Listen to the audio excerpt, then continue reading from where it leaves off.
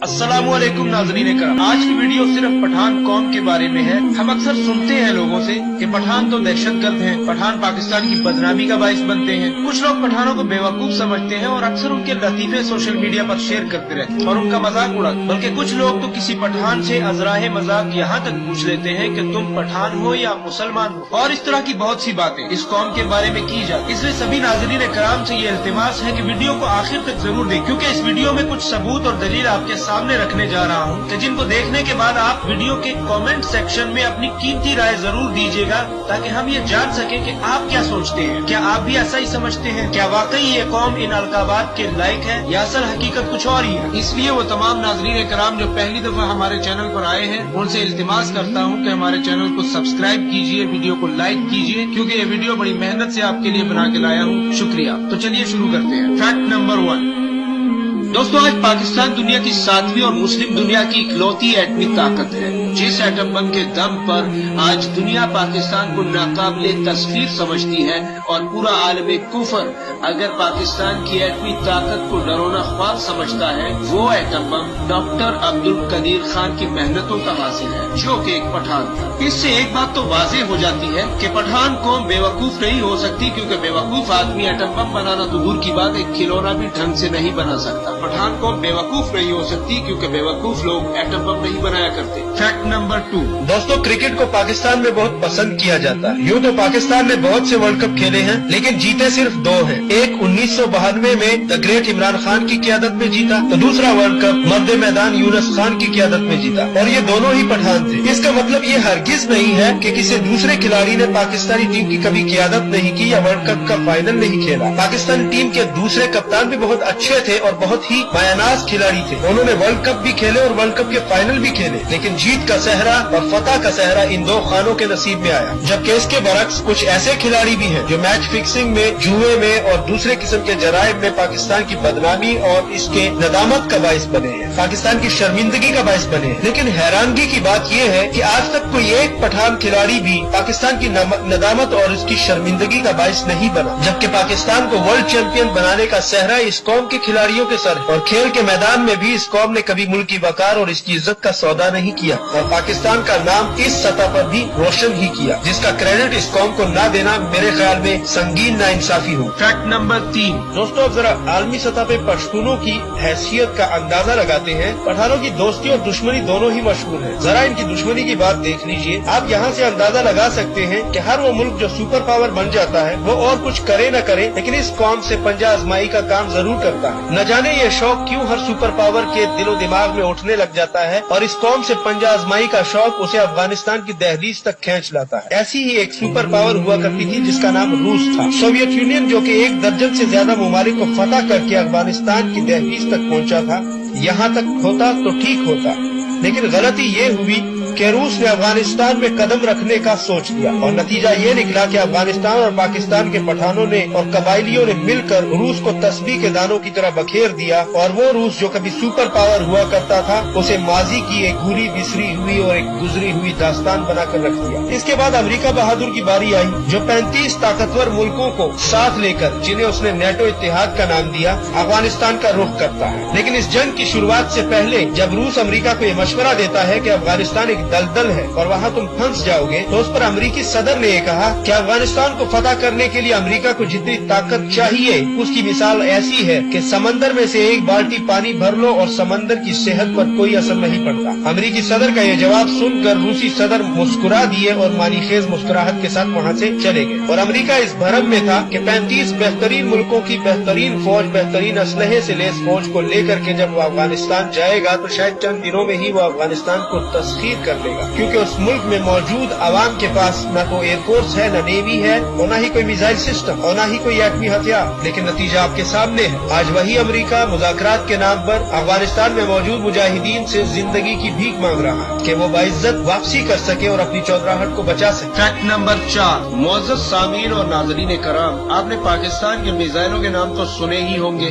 शाहीन और नस्र को अगर छोड़ दे, क्योंकि शाहीन एक परिंदे का नाम है और नस्र रसूलुल्लाह की तलवार سردار کا نام ہے، لیکن یہ غوری کون تھا، یہ ابدالی کون تھا اور یہ غزنوی کون تھا؟ کیا ہم نے کبھی سوچا ہے کہ ہمارے پاکستان کے ان بہترین میزائلوں کے نام ان لوگوں کے نام سے کیوں منسوب ہے؟ یہ ہیروز کس قوم سے تعلق رکھتے ہیں؟ تو سن لیجئے، غزنوی میزائل محمود غزنوی کے نام سے منسوب ہے جو کہ افغانستان کے شہر غزنی کا رہنے والا تھا۔ ابدالی میزائل احمد شاہ ابدالی کے نام سے منسوب ہے جو کہ افغانستان کے شہر ہرات کا رہنے والا تھا، جبکہ غوری میزائل شہاب الدین غوری کے نام سے منسوب ہے۔ تو سوچنے کی بات یہ ہے کہ پاکستان اپنے بہترین میزائلوں کا نام رکھنے کے لیے جن ہیروز کا نام منتخب کرتا ہے ان ہیروز کا تعلق پٹھان قوم سے ہی کیوں ہے؟ اس کا سیدھا سا مطلب یہ ہے کہ پٹھان قوم نے نہ صرف ہمارے پیارے پاکستان بلکہ عالم اسلام کو ایسے ہیروز دیے ہیں کہ جن کے نام آج بھی عالم کفر کے لیے دہشت اور خوف کی علامت ہے۔ اس لیے ہمارے پاکستان کے ہتھیاروں کے نام بھی انہی ہیروز کے نام سے منسوب ہیں۔ فیکٹ نمبر 5،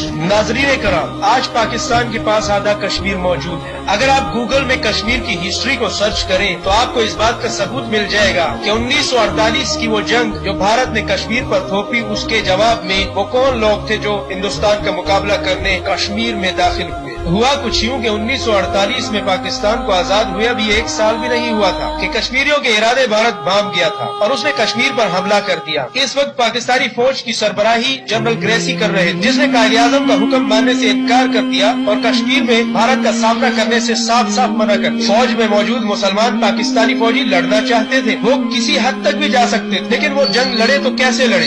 ایک تو پاکستان کو تقسیم کے وقت جو فوجی اسلحہ ملا وہ بہت کم تھا، اور اگر جو تھا بھی وہ اس قدر ناکارہ ہو چکا تھا کہ اس سے ایک مستند فوج کی طرح جنگ کرنا ممکن نہ تھا، اور قائد اعظم محمد علی جناح کے پاس اس سے علاوہ اور کوئی آپشن نہیں بچی تھی کہ وہ کشمیر پر اپنی عوام کے ذریعے ہی حملہ کرے۔ لیکن سوچنے کی بات یہ ہے کہ وہ ملک جس کی آدھی سے زیادہ عوام ہجرت کر کے بے سر و سامانی کے عالم میں آئی ہو، جن کے پاس نہ تو گھر ہے، نہ ادویات، نہ خوراک، اور نہ ہی اسلحہ، اور نہ ہی اسلحے کو چلانے کی تربیت، بلکہ وہ عوام جو ابھی تقسیم کے وقت کے ہونے والے دنگے فسادوں میں اپنے پیاروں کا غم بھی نہیں بھلا پائے تھے، وہ بھلا ایک جنگ کے لیے کیسے تیار ہوتے؟ ایسی صورت میں پاکستان کے قبائلی علاقوں کے بہادر پٹھان جو صدیوں سے ان علاقوں کے رہائشی تھے، ان کے پاس خود کا اسلحہ بھی تھا اور ان کی جنگی تربیت کرنے کی ضرورت نہیں تھی، کیونکہ ان کی جنگی مہارت میں شک کی گنجائش نہیں تھی۔ وہ بہادری میں اپنی مثال آپ تھے۔ انہوں نے کشمیر پر حملہ کر دیا اور کشمیر کے اندر قبائلی پٹھانوں نے بھارتی فوج کا ڈٹ کر مقابلہ کیا اور انہیں پیچھے ہٹنے پر مجبور کر دیا، اور جن کی قربانیوں اور ان کی جنگی مہارت اور صلاحیتوں کے بلبوتے پر آج ہمارے پاس آدھا کشمیر موجود ہے، جسے ہم آزاد کشمیر اور گلگت بلتستان کے نام سے جانتے ہیں۔ تو اس سے یہ ثابت ہوتا ہے کہ پٹھان قوم نے اس ملک کی حالت جنگ ہو یا حالت امن، اس کی عزت اور وقار اور آبرو کے لیے قربانیاں دی۔ 1948 کے بعد 1965 میں ایک بار پھر پاکستان اور بھارت کے درمیان جنگ کی شروعات ہوتی ہے، لیکن اس بار پاکستان کے پاس ایک مضبوط اور بہادر فوج جو کہ مستند طریقے سے جنگ لڑنے کے لیے پورے طریقے سے تیار تھی موجود تھی۔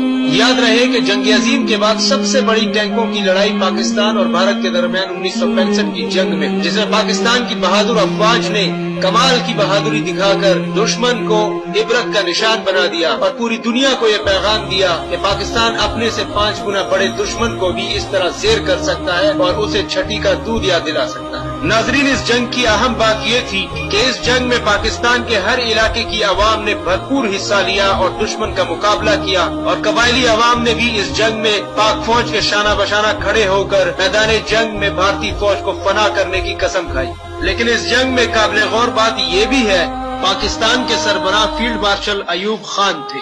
فیکٹ نمبر 6، دوستو، اگر فلمی دنیا کے چمکتے ہوئے ستاروں پہ نظر ڈالیں تو آج بھی دلیپ کمار یعنی یوسف خان کو ہندوستان میں پوجا جاتا ہے اور فن کا دیوتا مانا جاتا ہے، جبکہ آج کے دور میں تینوں خان یعنی سلمان خان، شاہ رخ خان اور عامر خان کو کون نہیں جانتا۔ دلیپ کمار یعنی یوسف خان اور شاہ رخ خان کا تو تعلق بھی پشاور سے۔ اب سوچنے کی بات یہ ہے کہ ہندوستان جس کی آبادی 130 کروڑ ہے، یعنی 1 ارب 30 کروڑ انسانوں کا ملک ہے، آخر کیوں صرف پٹھان ہی بالی ووڈ کے بادشاہ ہیں؟ کیا 130 کروڑ انسانوں کے پاس ان خانوں کا یا پٹھان اداکاروں کا کوئی ہم پلہ کیوں نہیں آ سکا؟ یہاں سے بھی پٹھانوں کا یہ دعویٰ सख्त साबित होता है कि वो जिस मैदान में कदम रख दे उसके बादशाह बन जाते हैं, यानी नंबर 1 बन जाते हैं। आज भी बहुत से ऐसे अदाकार हैं जिनको हम जानते हैं जो कि पठान तो नहीं है, लेकिन शोहरत पाने के लिए जबरदस्ती खान का सरनेम इस्तेमाल करते हैं, जैसे कि पाकिस्तानी अदाकाराएं रीमा खान और साइमा खान, जिनका पठान कौम से दूर दूर तक कोई वास्ता ही नहीं है। एक पाकिस्तानी अदाकारा रीमा खान तो फरमाती हैं कि उनकी नानी पठान थी, इसलिए वो अपने नाम के साथ खान लगाती हैं। अरे भाई, नानी का पठान होने से आपके सरनेम में क्या फर्क पड़ता है? आपकी वालदा भी पठान हो तब भी आप खान नहीं लगा सकते, लेकिन शोहरत पाने के लिए उन्हें पता है कि इस खान सरनेम की क्या वैल्यू है। Fact number 7। दोस्तों, अक्सर लोग अजराहे मजाक पठानों से पूछते हैं तुम पठान हो या मुसलमान हो। तो जनाब, इस हवाले से भी इस कौम की तारीख जान लीजिए। पठान कौम की जड़ें बनी इसराइल से मिलती हैं, जो कि शरीयत मूसा अलैहिस्सलाम और यूसुफ अलैहिस्सलाम पे, लेकिन जब जनाब रसूलुल्लाह सल्लल्लाहु अलैहि वसल्लम तशरीफ लाए और ज़हूर इस्लाम हुआ तो बनी इसराइल के उन 12 कबाइल में से एक कबीले ने अपने सरदार कैस समेत ही इस्लाम को कबूल कर लिया और मुसलमान हो गए। इसलिए पठान जद्दी पुश्ती मुसलमान है, यानी आपको पठान कौम में कोई भी गैर मुस्लिम नहीं मिलेगा, जबकि पाकिस्तान की सभी कौमों में आपको गैर मुस्लिम मिलेंगे। आपको पश्तो बोलने वाला ईसाई, पश्तो बोलने वाला सिख या पश्तो बोलने वाला हिंदू जरूर मिल सकता है, लेकिन वो पश्तो जुबान बोलने वाला होगा, ना कि पश्तो कौम से। इसकी मिसाल ऐसी ही है जैसे एक मुसलमान इंग्लैंड में पैदा हो जाए और इंग्लिश बोलना शुरू कर दे, इसका मतलब ये नहीं कि वो क्रिश्चियन है। इसी तरह पठानों की मशहूर कौमें जैसे खटक, अफरीदी, शिनवारी, मोहम्मद, यूसुफजई वगैरह आपको गैर मुस्लिमों में कहीं नहीं मिलेंगी पूरी दुनिया में, जबकि पाकिस्तान की दीगर कौमों में आपको गैर मुस्लिम भी मिलेंगे